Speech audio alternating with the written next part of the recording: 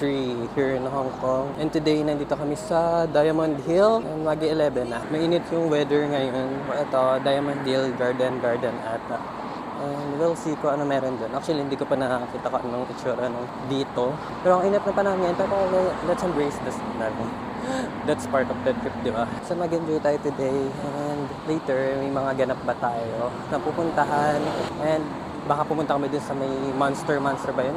Yung parang apartment na condominium na madaming build. Maraming condo. Basta, ano ba tawag doon? Monster building.